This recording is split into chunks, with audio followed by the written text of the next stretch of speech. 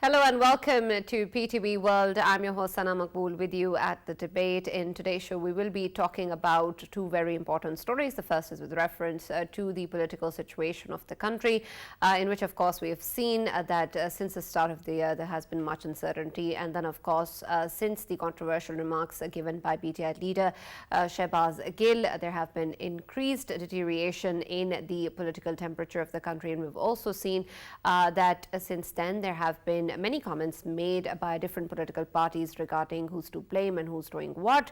Of course, there are reports coming in regarding torture against the PTI leader Shehbaz Gill, which, when presented in court, are not backed by evidence. So there's, of course, confusing statements and documents coming in with regards to that, whether or not it happened and in which capacity or in which jurisdiction did it even occur. And then the recent case where this has trickled down now to the PTI leader Imran Khan, in which the recent remarks made by the PTI leader in a rally in F9 Park in Islamabad has caused much controversy, and there has been a lot of talk regarding his particular remarks after the IG and DIG of Islamabad Police and also an additional district and session judge Zeba Chaudhry, for which there has been a terrorism case filed against the PTI leader, and also the Islamabad High Court has taken and initiated the contempt of court proceedings regarding the comments made against the additional and sessions judge Ms. Zeba Chaudhry. And we've of course seen that in the aftermath of that there was a lot of talk about whether or not the PTI leader is going to be arrested or not. There has been a lot of ruckus outside Banigala as well, where a lot of political leaders from PTI also gathered in solidarity with the PTI leader. And then of course now we of course go on to see that there are so many cases, including the Toshagana reference and the prohibited funding case, and now the anti-terror case, the contempt of court case against the PTI leadership, despite which we've seen that the PTI leadership and the political party keeps on winning the elections. We've seen earlier success in Lahore and now also in Karachi. And then in the aftermath of that, there has been a lot of talk regarding the disqualification of the PTI leader. So we're going to try and analyze all of these cases, particularly the legalities of these cases, and then try to understand the kind of political impact it's going to have on what seems to be the future of PTI leadership, and whether or not the statements made by the PTI leadership, including Imran Khan, warrant these cases, and if so, what is going to be the future consequence of these cases. Another unfortunate consequence of this political uncertainty is what we're going to be talking about in our second segment today, and that is regarding the economic impact of such instability. Of course, Pakistan has suffered a lot in the recent past regarding the economic situation, and we've just recently seen a bit of improvement. However, we have seen the stock market also plunged once again, and there has been a lot of uncertainty regarding the political scenario, which has caused this economic disruption as well. The KSC 100 index closed down 443 points, or 1.03%. There was also a lot of expectations regarding the policy rate by the State Bank, which has been maintained. However, the rate continues to be high enough and causes a lot of issues regarding investment as well. And we know that a lot of this has been cited back to the political situation in the country as well. But regardless of that, there has been, of course, measures taken in the past to improve the economic situation. Whether or not they will stand, whether or not they're going to contribute to long-lasting change, and what seems to be the future direction if our political situation keeps on deteriorating, what will happen about the economy and who's looking at that. So that's going to be our second segment of the show today. For this and more, I've been joined in the studios by Farrukh Pitafi, as always, and we've also been joined online by Barrister Safiullah, who's a legal expert, and we've also been joined by Dr. Niaz Murtaza, who's a political analyst. Thank you very much, gentlemen, for being with us regarding the political situation of the country, which is going to be our first part today. I'll start with you, Barrister Safi, because of course, before we talk about the political situation, we want to understand the legality of it. And once again, the judiciary, of course, is again in the spotlight, because this is important in terms of understanding what really is happening and whether or not these cases are going to amount to what is being spoken about politically as well. Considering what has been said previously by the PTI leadership, by other political parties as well, by Shehbaz Gill, and then now, of course, the PTI leader Imran Khan in the recent rally in F9 Park, do you think that the kind of content and the kind of statements that have been made warrant the cases against him, especially the anti-terror case? So that's a very good question, and thank you for having me on your show, Sanam. It's interesting. The case under 780A is, of course, still out. We don't exactly know what the judges will decide on that.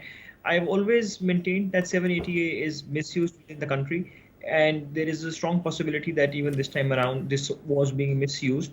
However, we don't know as yet. But what we do know is that the grant of bail by the Islamabad High Court today was extraordinary. Usually, when you have matters of 780A, courts shy away from granting bail or at least a precautionary bail at the first instance. So the fact that this was granted shows that the judges were, to a degree, inclined to think that there was at least a small modicum of malafide from the government. But that's only the first part of the matter.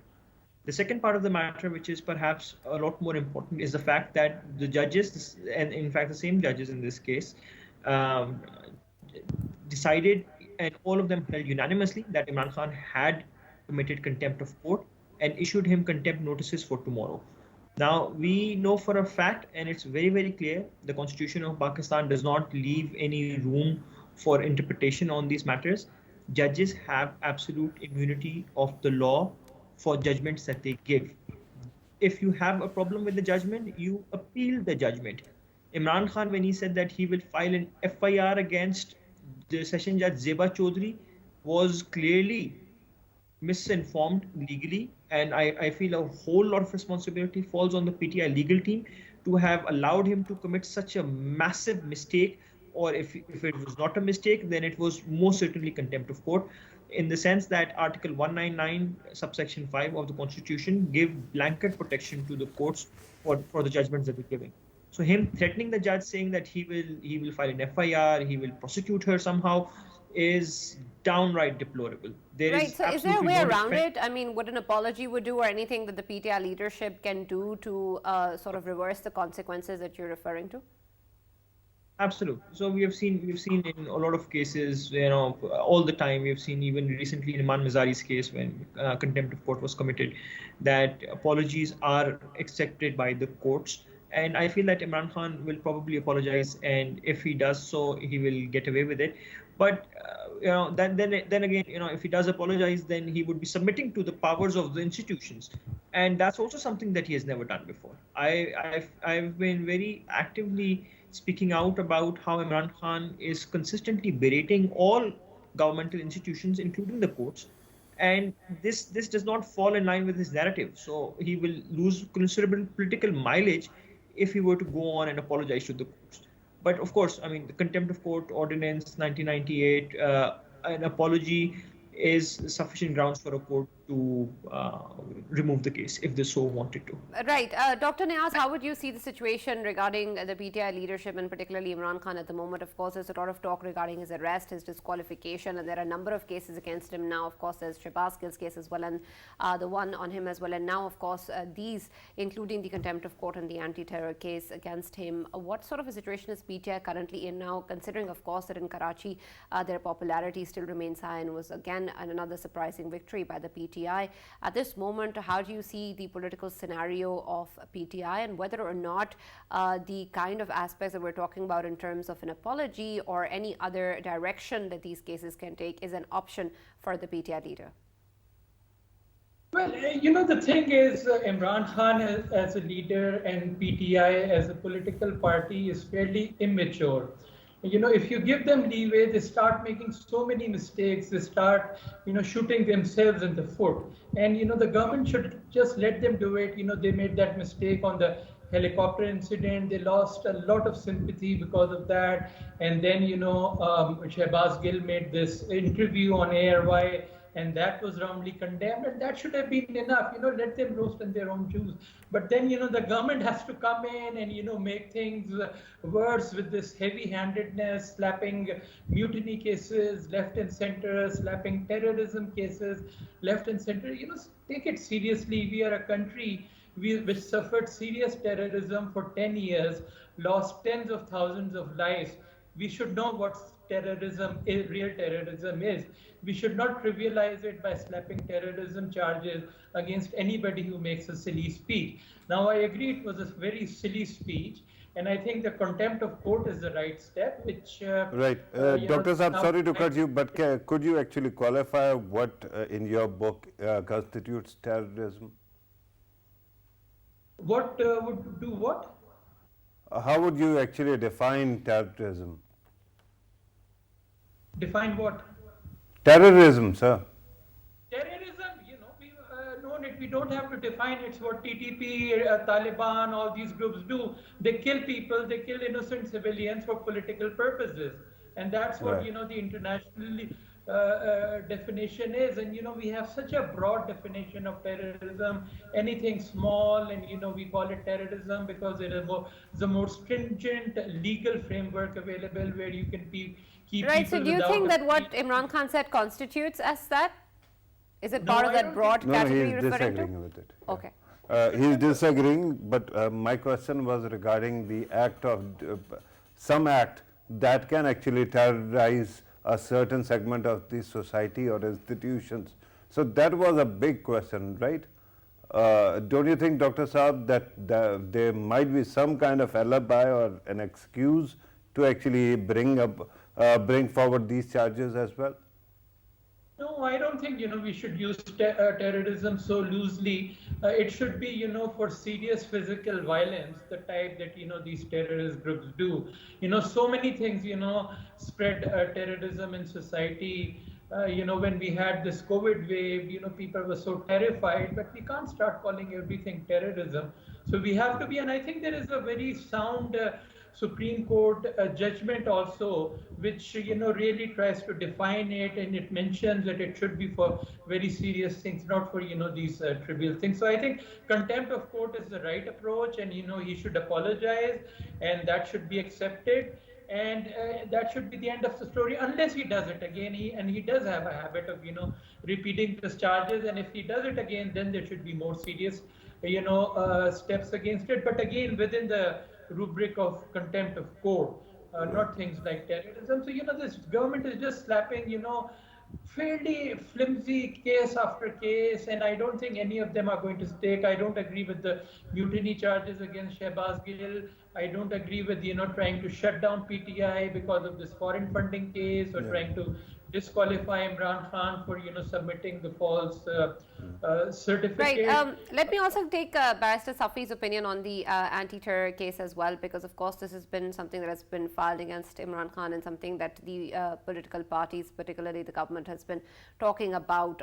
Is this not a strong enough case? Is what has been said doesn't amount to terrorism? And if not, then what sort of a value would you think that this particular case would hold? Just perhaps political damage and nothing else? And even if we talk about the contempt of court case, if a simple apology is a way out, then is this situation against the PTI not as serious legally as it may seem? And do you see Imran Khan Saab actually tendering that apology in any case?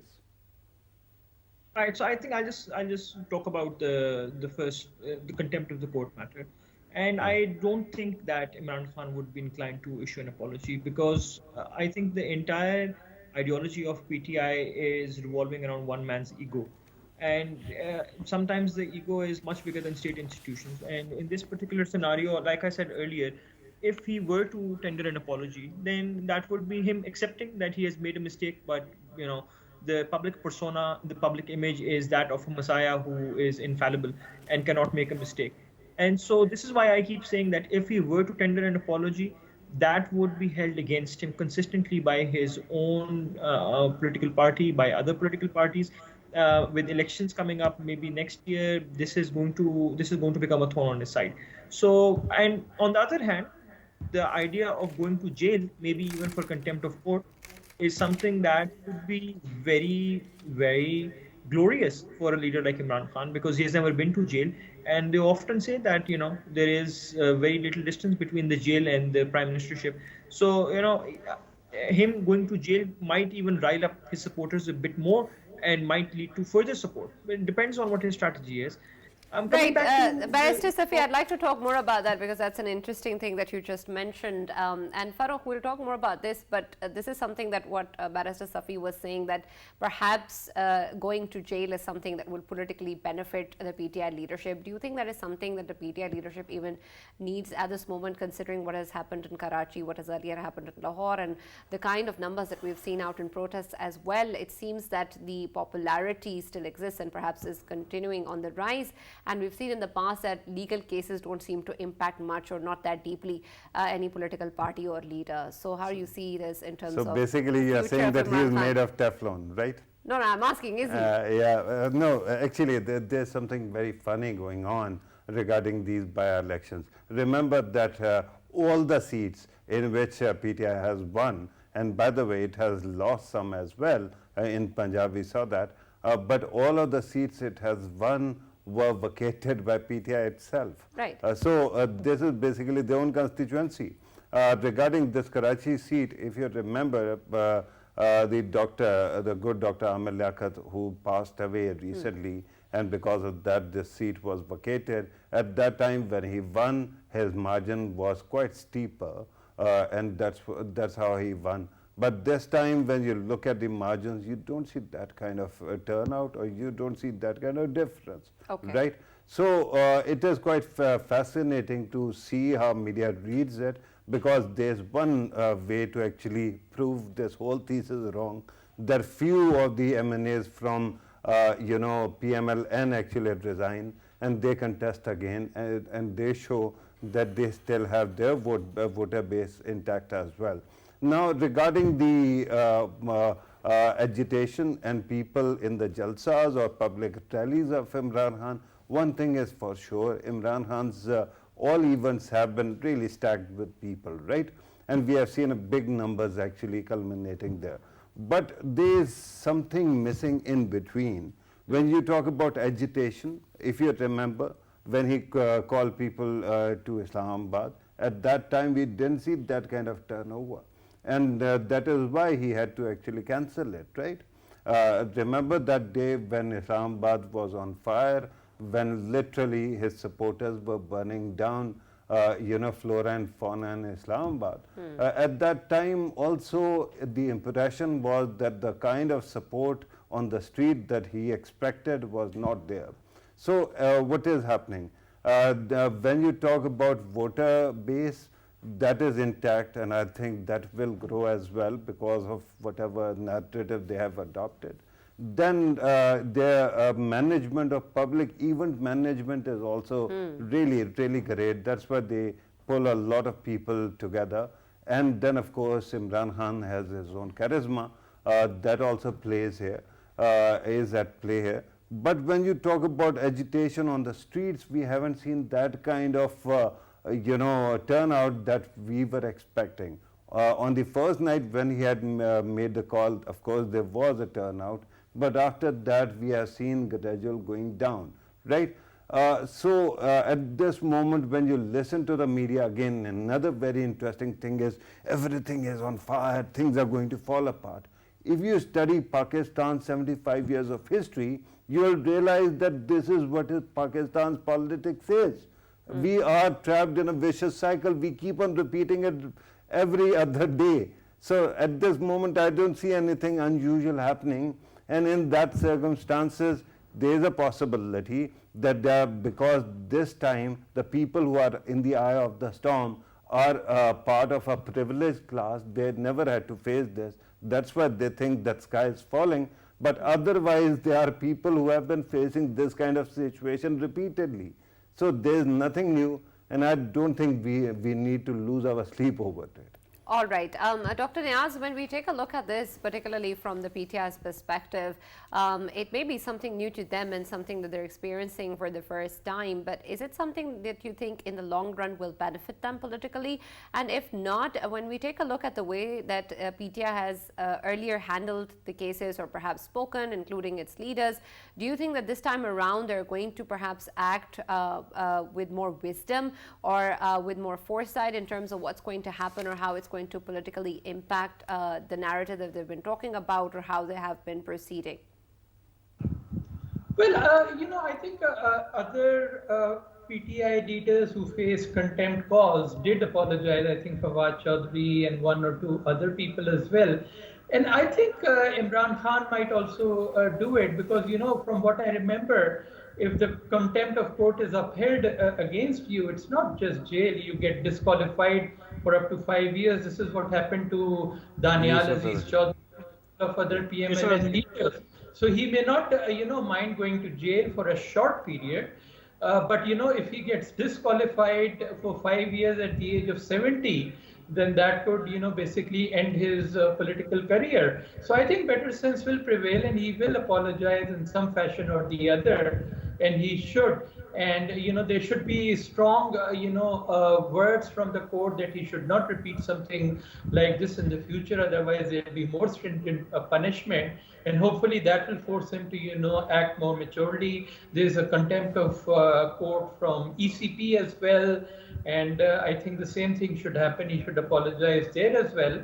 And that might inflate some gas out of him because, he's becoming more and more loose mouth, and he's creating huge political tensions in the country. They may not be legally prosecutable to the extent of being terrorist acts, but, they are politically inappropriate statements which are creating a lot of political instability in the country, and they are bad for the PTI themselves as well, because as soon as the government sits back and lets PTI do its actions, they start making stupid mistakes and they start losing sympathy. And it's when the government starts going after them that they regain the sympathy. And in terms of agitation, as you saw, what Farrukh was also saying, 25th May it fizzled out. And whatever sympathy they've got, it was after 25th May because the government started increasing the fuel prices from 27th May onwards. And that's what, swung things a bit back towards PTI. And if the oil prices go down, if, the exchange rate goes down, some of that might dissipate. But the best thing is not to, come up with these inappropriate, flimsy charges one after the other, and just handle. Absolutely. Barrister Safi, I want to understand something. When we look at the current scenario of the PTI leadership, particularly Imran Khan, of course, there is a number of cases against him at the moment, and perhaps a number of legal proceedings that are also underway. And perhaps it should not impact one or the other. But when we take a look at a situation where there are a number of cases or legal proceedings happening simultaneously, what sort of an impact does it have on one case or the other, and how exactly does one factor in the other one as well? And then when we talk about the kind of statements that have been coming in from different political parties or even the PTI leadership in the past over the years, how does the court differentiate between political rhetoric and what is contempt of court, or what is contempt, or something which goes beyond any sort of a line that is crossed regarding a different person or a political party or an institution? Excellent question, Sana. Excellent question. So I think with regards to the first question of having multiple cases and how they impact your case. Now, every case is a case on its own. That's understood. That's an understood principle of justice. However, it doesn't actually ever play out like this. In reality, every case does have an impact on another case. And this is simply because every time you go to the court, you then make a statement. Now, a statement in court cannot be political rhetoric. Any other statement, you said something on the stage, maybe that could be discounted. You said something to somebody else, maybe that could be discounted. Said something on TV, could be discounted, but not in the court. In the court, you are saying something on oath. So, for instance, just to give you an example. Now, this is a very interesting example that I'm going to give you, and how these increased cases then start to overlap and how they continue to destroy each other. So let's look at Shahbaz Gill's case, for instance. Shahbaz Gill was given a physical remand today. Now, Shahbaz Gill was given a physical remand today, despite the fact that there are allegations of torture. It's simply because his own statements do not match the statements of the PTI leaders. PTI leaders like Fawad Chaudhry went in and they said that he has been sexually assaulted. However, in any of his own statements, he's not saying that he has been sexually assaulted. Now, I am not saying that he's not been tortured. He says that he has been tortured, but he does not talk about any sexual torture of sorts that Imran Khan, that Fawad Chaudhry, that Usman Dar, that many others have been claiming that they are witnesses to, that has been reported to them, and that they have on good evidence that something of the sort happened. So just like this, we have a variety of cases where they will continue to have to file statements. Another case that was mentioned a little while ago was, for instance, the foreign funding or the prohibited funding case. Now, Imran Khan is in trouble in that case because of a statement that he gave, which is now sometimes being called a certificate, sometimes it's being called something else. But the reality is that it was a statement before the court, and now he's duty bound to stand by it. And if he does not stand by it, then he is committing perjury. So it's either him lying to the court or giving a statement. And when you have multiple cases, then multiple statements open up. And it is a lawyer's job then to find the differences between those statements. And it's very, very common, by the way. For us, the way the legal process works, I'm sure you've heard of it, that when you first have a court case, you first record evidence, and it's called evidence in chief, and then you cross-examine on that evidence. So you basically, Right. every Barrister witness. Safi, sorry to cut you, but something that you said actually caught my attention. You just mentioned perjury charges, right? If Imran Khan doesn't stand with his own claims. So far, we have been talking about Article 61, 62. Could you actually tell us what kind of sections or laws would apply regarding perjury, and what might be the fallout?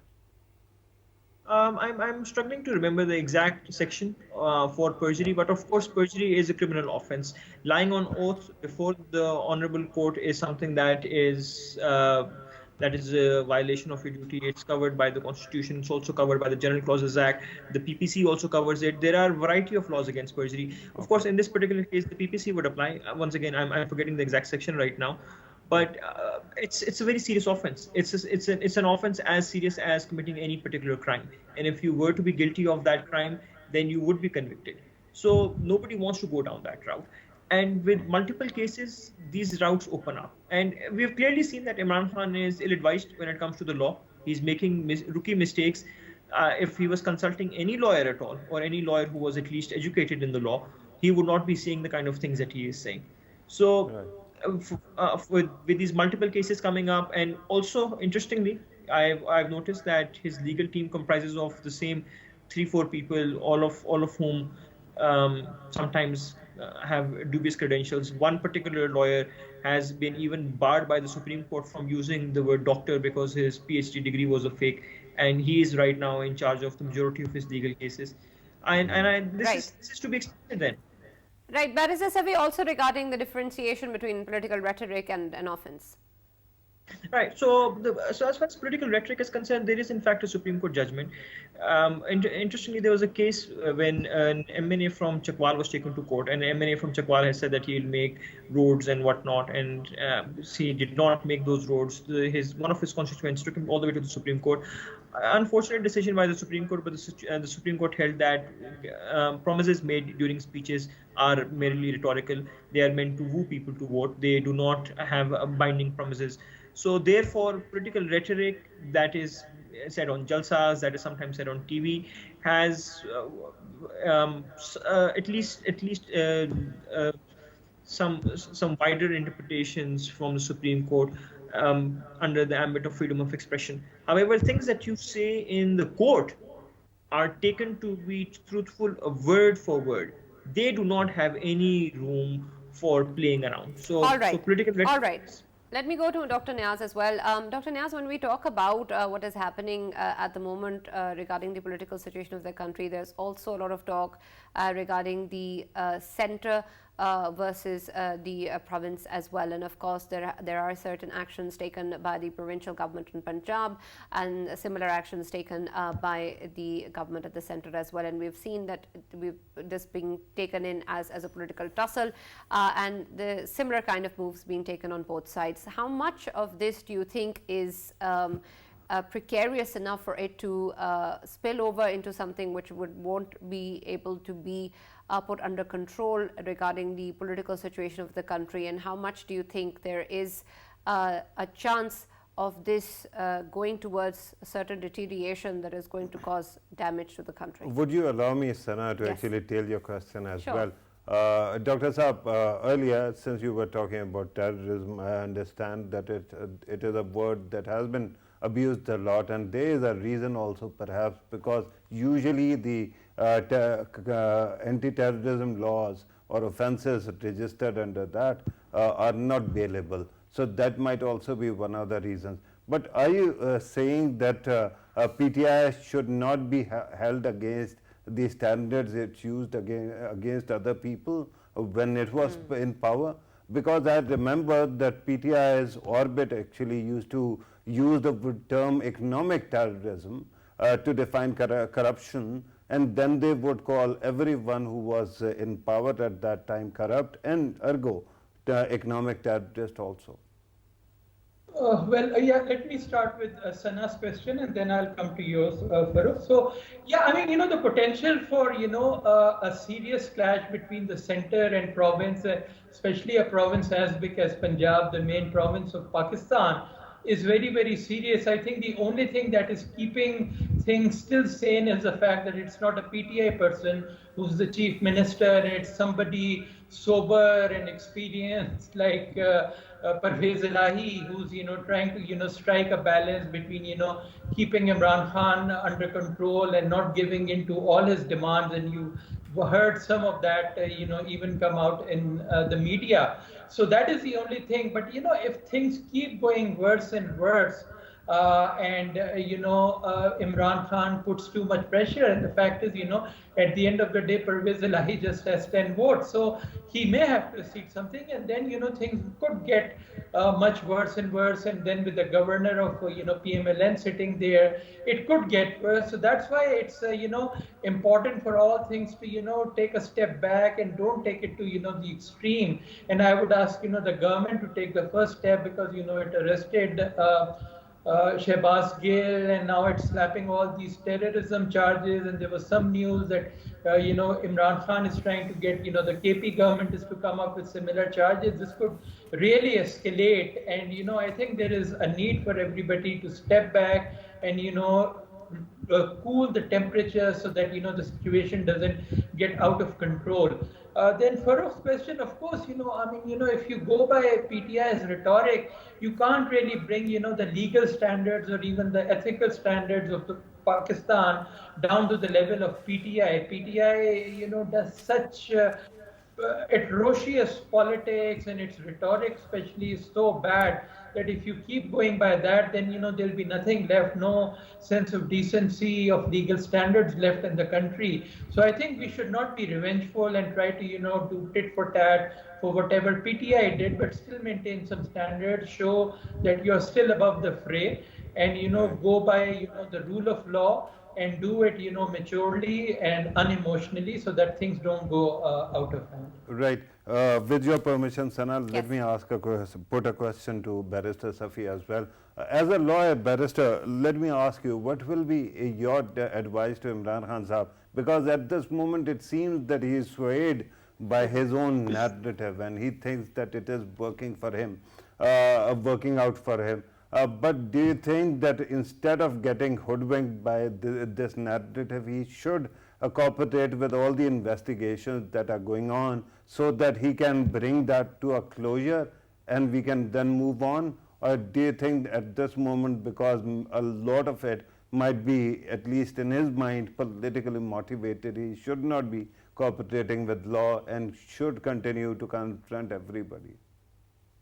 So I think my honest advice to Khan Saab would be to, number one, get better lawyers. I think he really needs them. If we were to be completely objective, the PTI legal team is in fact not as good as the legal team of other political parties. But that said, I think Imran Khan Saab does in fact respect the institutions enough to go to them every time he has a problem. So, for instance, right now, when an FIR was filed against him, he ran to the High Court and he pleaded to the High Court. And I've read his pleading in which he's begging the High Court. Shehbaz Gill is literally begging the High Court, saying that you are the only ones who can save my life, and otherwise I will be killed. Literally, that's what his plaint said. So these people understand that these institutions are important.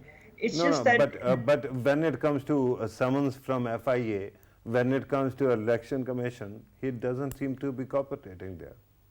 And I think that's part of the reason why they are, perhaps if if one was to believe that they are being mistreated, that they are being dealt with by a heavy hand, it could be because of their overall behavior with these institutions. I think at the end of the day, somebody sitting in the ECP is still a human. If you are constantly berating him, then he will feel a bias against you. Somebody in the FIA is a human. So I feel like instead of trying to constantly destroy everybody else's reputations, try and lift yourself up and try and work together in a more Right. Thank you cooperative very manner. much, Barrister Safiul. Unfortunately, that's all we have time for. And thank you very much, Dr. Niaz Murtaza, for being a part of the debate and talking to us regarding the political situation of the country. Farrukh, your comment at the end, but also add to that the kind of impact this is having on the economic situation, since that's what we're going to be moving on in our next segment, and we hardly have time for that. But the way that this political situation is connected to the economic progress of the country and how, in fact, it is impacting it negatively. Right. Do you want me to actually first come, Yes. put a closure to the earlier comments? Yes. Barrister Safi was right that every politician or every person who might have actually overplayed the hand actually fears their own victims. Ergo, the election commission and all, if you keep on attacking somebody, you are bound to fear them as well. But that is no reason not to cooperate with them, right? It is very important to keep on cooperating, and it is important because earlier parties actually, which actually refused to cooperate, gradually lost steam, and that might happen in PTI's case as well. I don't think that at this moment they are in a position to bring about the kind of changes they want immediately. The immediate elections are not going to happen. The kind of revolution they thought that they might actually be able to engender is not happening. You can call it a revolution of another kind, things keep on revolving around something, so it is also called a revolution. So that kind of revolution might be there, but not any kind of disruption or anything. I think they've abandoned the thought of like early elections, have they not? No, they haven't. Okay. Yesterday, Imran Khan Sahab was again talking about early elections. Everybody does. This is mark of people who are associated with his party now. Even if they are not, they are pretending to be independent analysts, they will end up talking about this. So you can tell people apart through this, right? Okay. But despite that, the circumstances are such that I think Imran Khan Sahab will have to actually be very careful and start cooperating with the system. If it does, eventually it is going to benefit him a lot. I tell you, this is my humble submission. Regarding what is happening at this moment and the economics, what you were asking earlier, past 3 months have been an example of what can go wrong if you don't have political stability in the country. For example, when Imran Khan Sahab was in power, at that time also there were some very crucial decisions he had to take. For example, increase the prices of fuel and electricity. He did not. The idea was that at this moment we are facing a tumult. Once things settle down, we are going to comply, right? And that day didn't come, and he left the country in dire straits. So that becomes a problem. New government came in. Then the new government actually took its time to decide whether it wants to go for election or whether it wants to stabilize the economy. And the man who is actually taking care of the matter is going through hell. We know that his own allies are attacking him, right? At this moment, it is crucial to understand that its economy is stupid. It is basically economics that runs a country. Without having a stable economy, you're never going to have any kind of political stability. You cannot compete with your neighbors. You cannot compete with any country at all. So what we are doing at this moment, while we wrangle on, and then the media is so obsessed with narratives, amazingly, our Pakistani media also has a very interesting trick up its sleeve. On the face of it, it actually cooperates with the elites of the country, right? Or ruling elite, and it keeps on pretending that it is doing what it is being asked. But on the other side, it does something else. Through insinuations, through implications, it keeps on actually serving the other side also. So that is what is happening right now. And because of that, our economics is projected as something which is in nosedive. And that's why things keep on getting worse. I Right. hope it doesn't happen. Earlier this month, of course, there was some improvements and there was some good news coming in regarding the economic situation of the country. And of course, I understand that the political instability has factored in, and now, of course, we're seeing a different situation.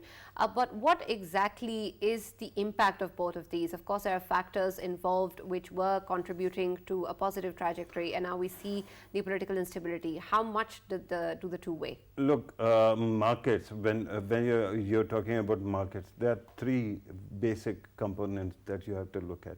One, the stock markets, which are not a direct variable or direct indicator of what is going on, but it is an important one, right? And then, of course, your currency and its strength, and of course, then the prices, inflation, so to speak. The first one actually responds very quickly to any kind of negative news. For example, yesterday Imran Khan Sahab made a very unfortunate speech, and I hope, honestly, especially because I have daughters as well, and my host, leader of the program is also a lady, a woman. So I hope that Imran Khan Sahab actually can muster enough courage, moral courage, to apologize for those comments that he made against that lady judge. That is very important. Absolutely. Right. And yes, carry on. I have one more question to ask you, since we're also short on time. Please. So just add to that as well, since earlier also you're explaining the economic situation to me, and since you're such a good teacher, I want to also understand the kind of impact the policy rate is going to have, because earlier there were expectations of it increasing, and that was a lot of concern that was shared, but the State Bank has decided to maintain it. Is that anyway good news? Actually, it is good news in terms of inflation and stability, but it isn't that great in terms of investment, because if you have money, in your pocket, and wherever you're going to invest, you're not going to get 15% profit. So what do? You start saving it. It is also bad news for liquidity in the market, and that becomes a problem. But let me go back to the earlier point that I was making. Imran Khan Sahab made certain unfortunate points, and then of course we saw a cycle of point scoring, right? Coming from his side. Then of course we heard that he might be apprehended, arrested. So what does it do? Because PTI is very clear about one thing, that he is the party's red line, right? If you arrest him, they are going to actually fight back. Whether they can do it or not, I think they cannot, but still, why actually go that way, right? So immediately you see negative response from the market, because it expects some kind of disruption on the streets. Right. That is one thing. But regarding the overall situation, whenever there is insecurity or instability, governments usually are reluctant to make the kind of tough decisions that were needed. When they don't do it, your currency immediately starts actually going out of steam, right? Because people start thinking that your economy might not be able to sustain the upward trajectory. So at this moment, it is important to stick to your guns, stay with the economic reform that is being pledged or that is being carried out. Let us hope that in coming days we see the bailout returning, IMF bailout returning to Pakistan. Once that does, economy is going to start getting better. And of course, we have the hope for the political situation to improve as well, since we really want our economy to be sustainable and to have some sort of stability that we've been yearning for since the start of this year. And that is, of course, the hope. On that, we end the show. We'll see you tomorrow.